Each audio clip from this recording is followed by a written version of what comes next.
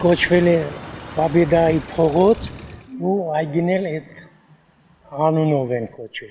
Հիմա հաղթանակի փողոց է ու այգինելի հաղթանակի այգի է կոչվում։ Նորմալ եղել ամեն ինչը։ Ջրող, բանով ամեն ինչը։ Ավագ սերնդի հիշողություններում է Պաբեդայի կանաչապատ ու խնամված այգին։ Այն վայրն է եղել, որտեղ ժամանակին մարդիկ եկել են զբոսնելու եւ հանգստանալու։ Մեր խաղալու տեղը չնայած այն ժամանակ չկար այդքան հարմարություններ եւ այլն, բայց ամեն դեպքում ամենասիրելի այգին է։ Դե մեր մի քիչ կերդոդություն է, քանդված է, հա, այնտեղ կանալիզացիայի հոդը կուկա շատ ուժեղ տիպարդադիշ սարքվի։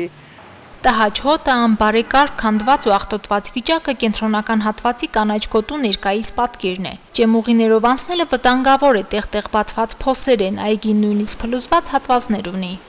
Տեսնիք էլի, կարգդաններով, բաներով, սարքած են կանոր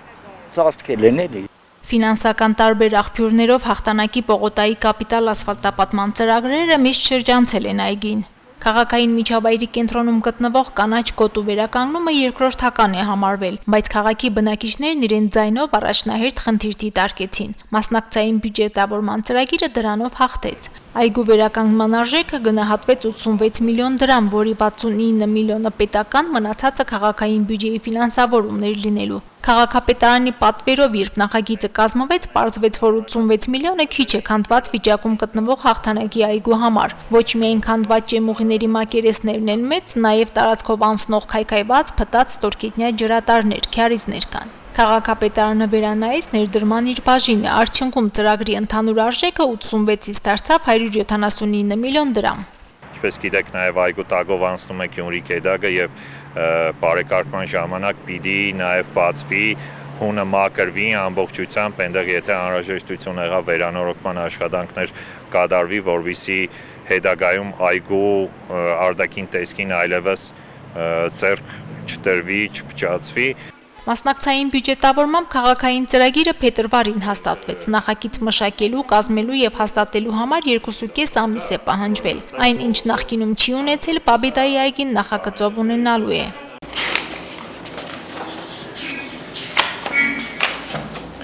Այգու ընդհանուր մեր տեսքը կերնի, ընդհանուր խաղահրաբարակ կերնի, շադրվանների քանակը կշադանա, այսինքն մի ադամ կենտրոնում էր Սաղկտարնա 3 հատ, 2 հատ է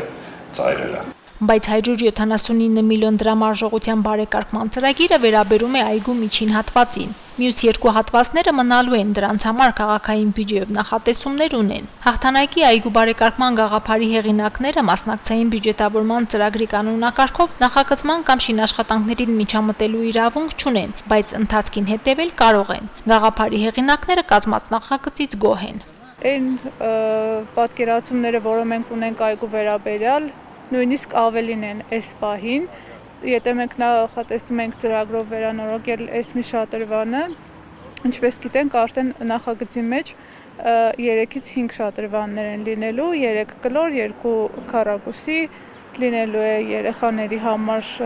խաղահրապարակ, ինքը ավելի անվտանգ է դառնալու, ավելի հաճելի։ Դե ծառուղիները պիտի թարմացվի, ցանկապատները պիտի վերանորոգվի, որտեղ բացակայում են նորերը տեղադրվի, երևի ամենայն հավանականությամբ նույն ոճի մեջ, այսինքն նույն ձևով, որովհետեւ նաև իր հին տեսքը, ավանդական տեսքը պահպանենք, ոռոգման կատիլային նոր համակարգ է քաշվելու ամբողջ այգու համար, որովհետեւ այստեղ նաև ոռոգման խնդիր չունենանք։ Քաղաքապետարանը հիմա հասել է ծրագրի մեկնարկի բարդ շինմրցույթ հայտարարելու փուլին։ Մասնակցային բյուջետավորմամբ շների կացարան կառուցելու 2029 թվականի ծրագիրն այդ պատճառով տապալվեց։ Մի քանի անգամ հայտարարված շինմրցույթներին մասնակցող ընկերություն չեղավ։ Քանի որ շինարարությունը բարձ շինարարություն չէ, այսինքն շինարարության դասային աստիճաններ, լիցենզիաներ, շատ լուրջ լիցենզիաներ չի պահանջվում, վստահ եմ, որ հենց առաջին մրցույթից գումարն է բավականին մեծ գումար է, հաղթող կճանաչվի եւ շատ արագ կսկսվի նաեւ աշխատանքները։ Շատ կխնդրենք բոլոր բարեխիղճ շինարարներին,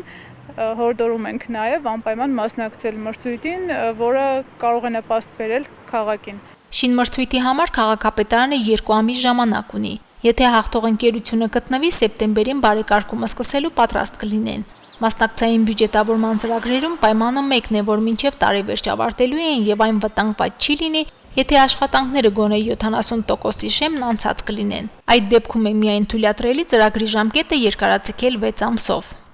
Մարինե Տերբինյան, Հարություն Չակմիշյան, Հորիզոն։